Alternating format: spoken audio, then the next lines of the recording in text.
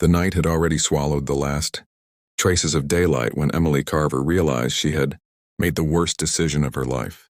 The desert road behind her had turned into a shadowed wilderness, and the trail she thought would lead straight back to the small rental cabin she had taken for the weekend had instead pulled her deep into the forgotten stretch of the Wyoming Badlands. She had come here searching for quiet, a break from the city noise, the broken engagement, the non-stop storm of thoughts that had followed her for the past 4 months, but instead she found herself alone beneath a moon that looked too far away to help her. Her phone had died an hour earlier, and her flashlight flickered in her trembling hand, barely pushing back the darkness. She kept telling herself she wasn't truly lost, but then she heard the first low howl. It trembled through the night air, long and sharp, like something ancient remembering hunger. Emily froze. Her breath caught in her chest. She turned slowly, shining her fading light across the sparse brush and rolling shadows. Nothing, not yet. But the sound came again, closer. Then another answered it, and then another. Her pulse hammered like it wanted to break out of her ribcage. Coyotes, a pack. She had read about them earlier that day, the way they hunted in coordinated silence until the moment they wanted their prey to know it.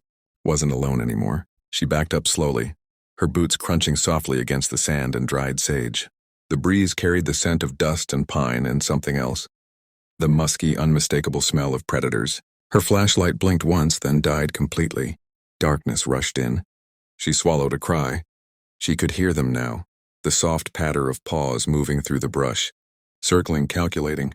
Her eyes strained, trying to make out shapes, a plan, anything, but the night gave nothing back. Okay, she whispered to herself, her voice cracking. Just stay calm. Keep walking. But her legs wouldn't move at first. When she did manage a step, the sound of her own footfall seemed unbearably loud. Something rustled behind her. She spun. A low growl vibrated the air, close enough to touch.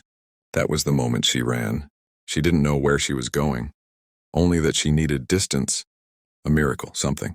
Her lungs burned as she sprinted across the uneven ground.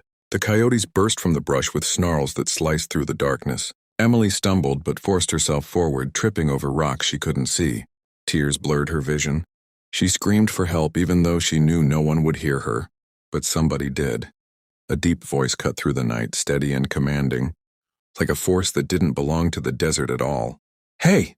The word boomed across the rocks. Emily skidded to a halt, chest heaving, as a bright beam of light flashed from the ridge above. A figure appeared, tall, broad-shouldered, wearing a wide-brimmed hat that silhouetted him like an old legend brought to life. He wasn't running, but striding with powerful steps, a rifle in one hand and a lantern in the other. The coyotes scattered back, circling warily as he descended toward her. "Back off!" He barked at the animals, firing a warning shot into the air. The echo rolled like thunder. The pack retreated into the brush, eyes glowing before they vanished entirely. Emily collapsed to her knees, shaking. The man reached her in seconds, kneeling beside her. "Easy," he said, his voice softer now, warm and steady. "They won't touch you. You're safe with me." She looked up at him. Dust-coated boots, a long duster coat brushing against the sand. The rugged face of a man who belonged to this land in a way no one else could. His eyes were blue but warm, the kind that saw everything and judged nothing. "Who are you?" she whispered, barely able to form the words. He tipped his hat with a faint smile. "Name's Colton Hayes. I run a ranch a mile east of here. I heard the coyotes raising hell and figured someone wandered where they shouldn't have." He offered his hand. She took it, her fingers trembling, and he helped her to her feet effortlessly, like she weighed nothing. "You all right?" I think so," she managed. "I got lost. My phone died. I thought this trail looped back, but it doesn't," he said gently. "Easy mistake. Lots of tourists do it." Emily swallowed hard. "Thank you. You saved me." Colton shrugged like it was nothing. Just in the right place at the right time. He lifted his lantern and gestured toward the darkness. "Let's get you out of here." They walked side by side, his steady presence warding off the shadows. The night was still thick with silence, but now it felt different, not threatening, but held at bay by the man who walked with calm confidence, each step radiating protection. Emily couldn't help glancing at him every few seconds, studying the strong line of his jaw, the subtle scruff on his chin, the easy surety in the way he moved. He didn't feel like a stranger. He felt like someone she had been meant to meet all along. "You really patrol out here at night?" she asked. "Often enough," he replied. "Coyotes don't bother me much. They know I keep watch." "I wish I had half your courage," she murmured. He chuckled quietly. "You made it this far on your own. That's something." His praise warmed her in a way the lantern couldn't. "Still," she whispered, "I've never been that scared in my life." "Fear's just your body reminding you you're human," Colton said. "Bravery's what you did next. You kept moving." His words settled lower in her chest than she expected, like he wasn't just talking about tonight, but everything she'd been carrying.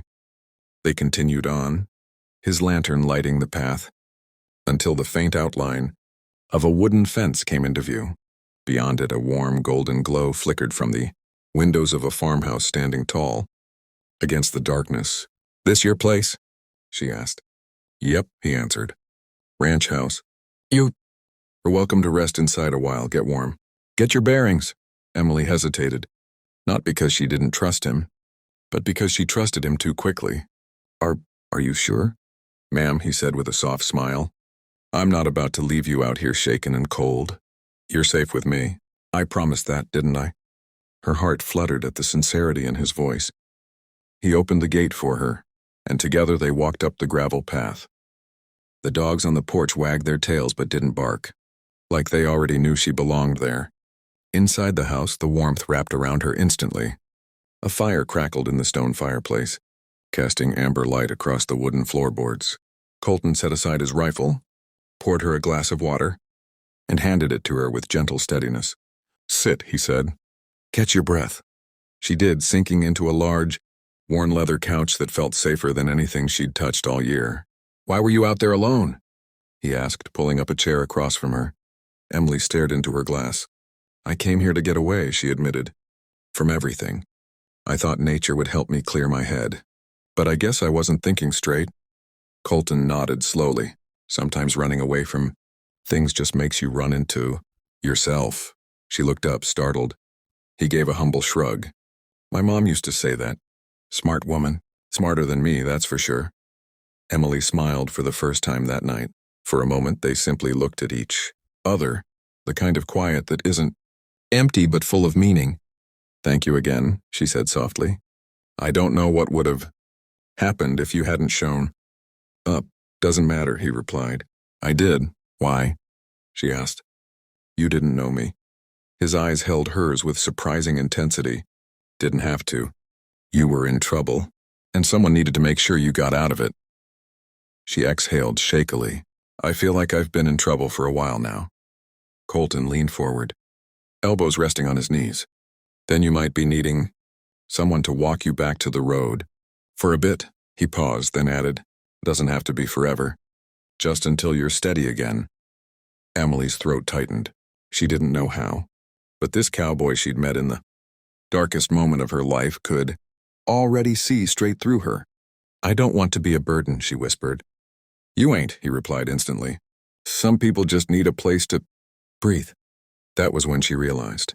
She'd been holding her breath for months, maybe years, and somehow beside him she could breathe again. Hours passed with easy conversation and quiet warmth. Colton made her tea, brought her a blanket, and even laughed with her when she admitted she had never even seen a real ranch before tonight. When the first light of dawn crept through the windows, she stood reluctantly. "I should go," she said. "I don't want to overstay." Colton walked her to the door. "If you ever need help," he said softly, tipping his hat again, "or just someone to talk to, you know where to find me." She hesitated, then stepped closer. "Thank you. For everything. Anytime," he said. "You're safe with me." She left his porch with the sunrise warming her back, knowing that last night had changed something inside her, something she hadn't realized needed saving, and though she didn't know when or how, she knew she would see him again.